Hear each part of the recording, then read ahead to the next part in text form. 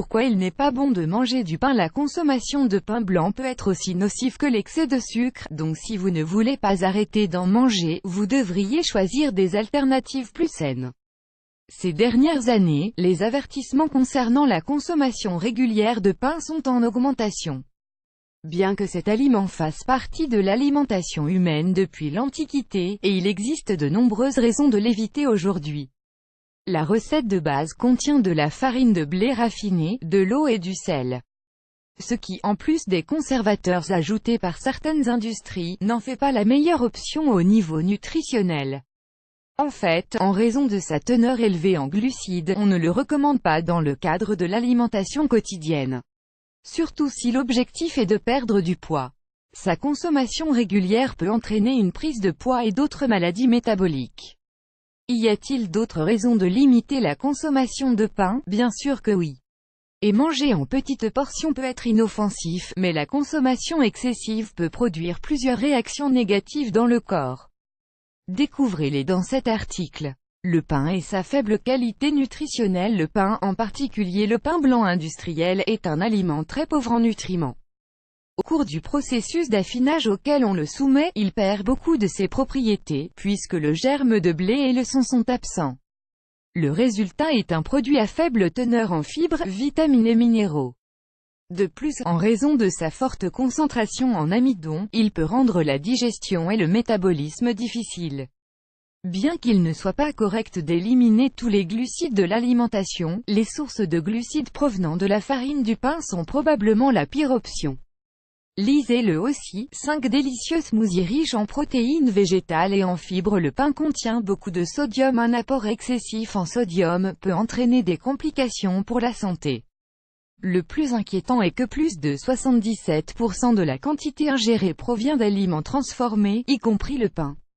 Cet aliment raffiné peut être aussi enrichi de phosphate et de bicarbonate de sodium. L'excès d'apport de ces éléments peut influencer la rétention d'eau et l'hypertension artérielle. Le pain blanc industriel peut contenir jusqu'à 19 g de sel par kilogramme, soit environ 4,7 g par pain de 250 g.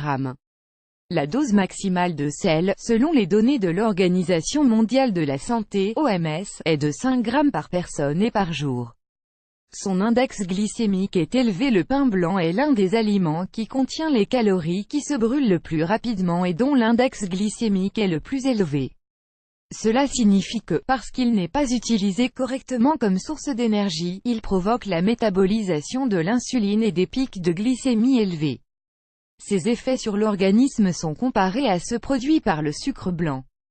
Il augmente le taux de glucose et affecte les fonctions pancréatiques ainsi que les troubles métaboliques tels que le diabète sucré et le surpoids.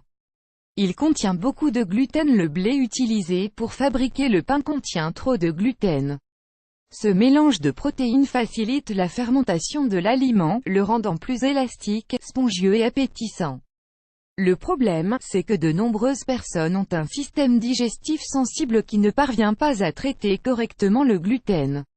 L'intolérance au gluten ou la maladie cœliaque cause des douleurs abdominales, la diarrhée, un reflux gastro-œsophagien et des troubles inflammatoires. Arrêter de manger du pain. Arrêter de manger du pain peut être difficile pour ceux qui ont l'habitude de l'incorporer de multiples façons dans leur alimentation régulière. Cependant, compte tenu des risques encourus, c'est une bonne idée de commencer à prendre des mesures pour la réduire autant que possible. Remplacer le pain. Même les pains sains vendus sur le marché peuvent être une source importante de calories si on ne les consomme pas de façon modérée.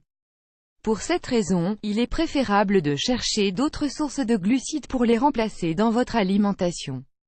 Il existe de nombreuses recettes alternatives pour éviter les farines raffinées dans les recettes traditionnelles. Préparer des sandwichs avec des légumes verts, ou faire des pizzas avec de la pâte de chou-fleur en sont quelques exemples. Trouver des solutions avec le blé complet à 100%. Les pains au blé entier contiennent plus de propriétés et de nutriments que le pain blanc. Même si c'est habituellement un peu plus cher, c'est une option saine à ajouter à votre alimentation sur une base régulière. Mais attention, il y a des présentations de pain qui ne sont pas à 100% au blé complet. Il est important de vérifier les étiquettes pour déterminer si elles ont cette propriété ou si elles sont combinées avec de la farine raffinée.